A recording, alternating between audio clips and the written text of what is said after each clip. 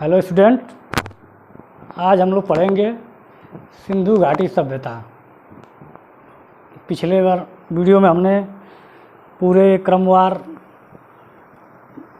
विषय सूची को देखा था कि किस तरह इतिहास को कितने भागों में विभाजित किया गया है, जो कि पहले वीडियो हमने उस चीज़ को बता चुके हैं।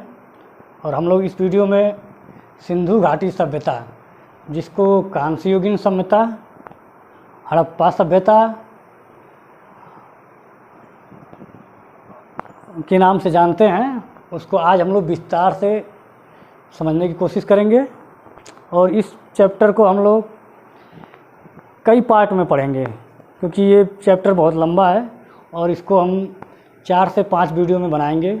और इसको पूरा जो भी आपके एग्ज़ाम में आता है उसको पूरा का पूरा ध्यान में रखते हुए और उसकी भौतिक स्थितियाँ, राजनीतिक स्थिति, सामाजिक स्थिति और जितने हड़प्पा सिंधु घाटी सभ्यता के मुख्य स्थल हैं, उनकी क्या विशेषताएं हैं, उनके बारे में पूरा का पूरा अध्ययन करेंगे।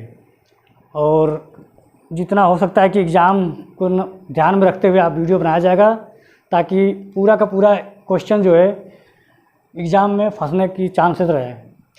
और हम लोग इसको ध्यान में रखेंगे कि ज़्यादा बाहर का एक्स्ट्रा नहीं पढ़ेंगे, क्योंकि पूरा का पूरा एग्ज़ाम के नज़र से ही देखा जाएगा। और जो कि ये प्राचीन इतिहास का बहुत इम्पॉर्टेंट चैप्टर है सिंधु घाटी सभ्यता, और इससे हर एग्ज़ाम में लगभग जो है कोई ना कोई क्वेश्चन ज़रूर आता है। इसलिए इसको हम लोग थोड़ा विस्तार से पढ़ेंगे, चाहे जितना समय लग जाए, ठीक है। और इसके कई नाम हैं, सिंधु घाटी सभ्यता, इसी को हड़प्पा सभ्यता और कांस्य युगीन सभ्यता के नाम से जानते हैं। और इसका जो काल निर्धारण है वो 2350 से 1750 ईसा पूर्व है। और ये जो डेट है काल का निर्धारण किया गया है वो रेडियो कार्बन विधि के द्वारा दिया गया है। अनेक इतिहासकारों ने जो है अपना अपना मत दिया था और अनेक इतिहासकारों ने अपना अपना जो है काल का निर्धारण किया था, लेकिन हम लोग जो है एग्ज़ाम की दृष्टि से ध्यान में रखते हुए और जो एकदम सही डाटा है, जिसको एग्जामिनर और जिसको परीक्षाएं मानती हैं, वो 2350 से 1750 ईसा पूर्व है, उसको लेके चलेंगे। और देखा जाए तो सर्वप्रथम सबसे पहले 1826 ईस्वी में चार्ल्स मैनसन ने इसकी पहली जानकारी दी थी, प्रारंभिक जानकारी दी थी, लेकिन उन्होंने इसके बारे में ज़्यादा जिक्र करने की कोशिश नहीं की, या ये कह लीजिए कि उन्होंने ज़्यादा इसके बारे में विस्तार से चर्चा नहीं किया। उनको जानकारी थोड़ी बहुत हुई और उन्होंने इस चीज़ की प्रारंभिक जानकारी दी, लेकिन उसके बाद वहीं पे जो है बात को समाप्त कर दिया गया। लेकिन उसके बाद 1856 ईस्वी में ब्रेटन बंधु थे, जिन्होंने जो है यहाँ पर हड़प्पा नामक स्थल पर ईंट मिलने की जानकारी दी थी 1856 में, लेकिन उनकी भी बातों को ज़्यादा ध्यान नहीं दिया गया।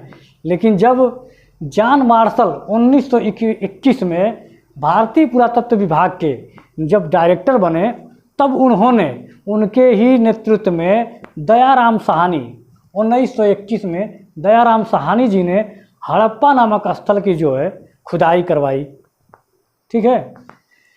और इसका जो है हम लोग भौगोलिक विस्तार देखेंगे पहले, कि आज की डेट में ये कहाँ कहाँ किन किन देशों में फैला हुआ है और आज भी खुदाई चल रही है इसकी।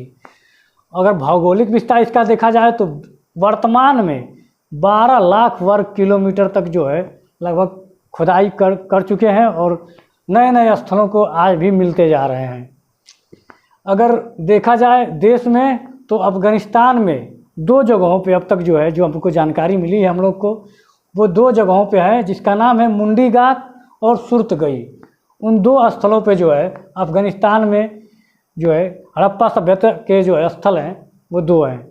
और इसको हमको ध्यान में रखना है, बहुत इंपॉर्टेंट है, क्योंकि पूछता है, क्योंकि अफ़गानिस्तान से केवल 2 ही जगह है, मुंडीगाक और सुरतगई, इसलिए एग्जाम में इसको जो है बार बार पूछता है कि कौन से जो स्थल हैं जो अफ़गानिस्तान में हड़प्पा सभ्यता के पाए गए हैं।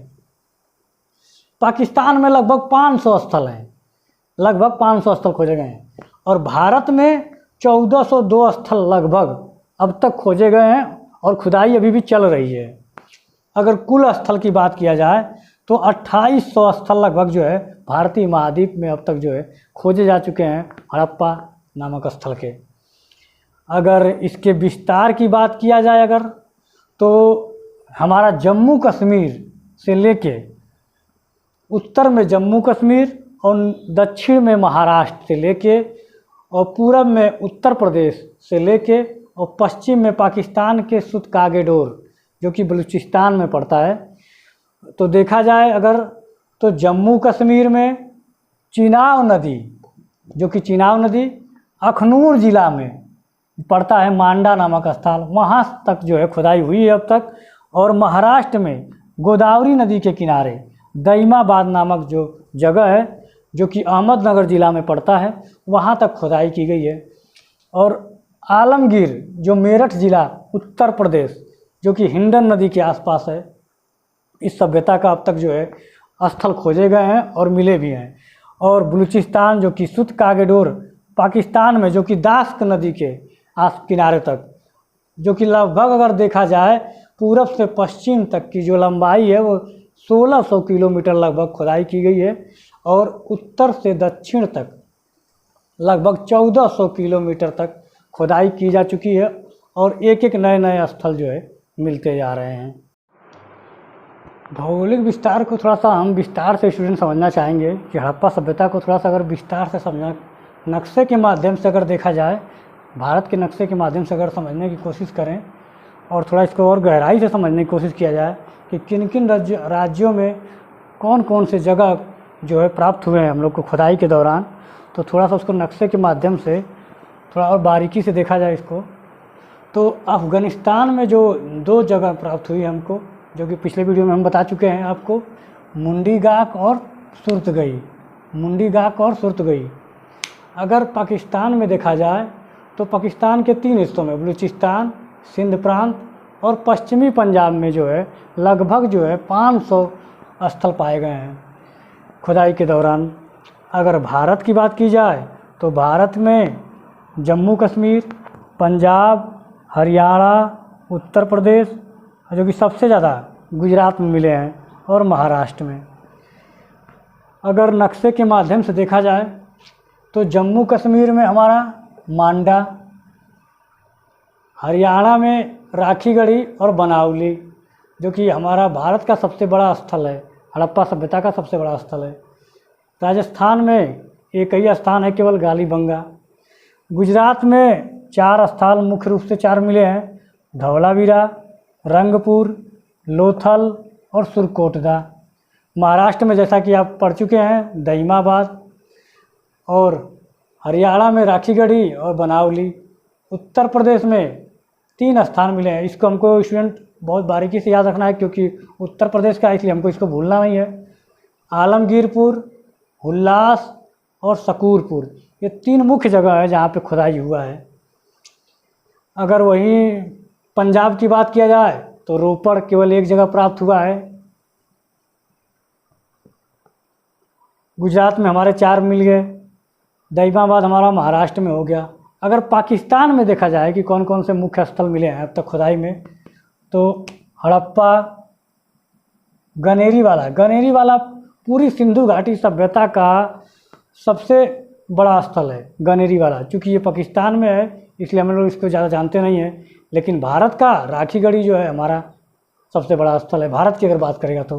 और मोहनजोदड़ो, कोटदीजी, चनहुदड़ो, सुतकागेडोर, अलीमुराद केवल सिंधु घाटी सभ्यता का केवल एकमात्र ऐसा स्थल है जो ग्रामीण स्थल है, जो गांव है। बाकी सब तो लगभग शहर के अनुसार हैं, लेकिन जो अलीमुराद है ये हमारा एक ग्रामीण स्थल है। और सिंधु घाटी सभ्यता का नोट करके हमने लिख दिया है ताकि बहुत इंपॉर्टेंट है ये आपका क्वेश्चन। सिंधु घाटी सभ्यता का सबसे बड़ा स्थल जो है गनेरी वाला पाकिस्तान में है, और सिंधु घाटी सभ्यता का सबसे बड़ा स्थल अगर भारत में बात किया जाए तो राखीगढ़ी जो कि हमारा हरियाणा में है, उसके बाद धौलावीरा जो कि हमारा गुजरात में है।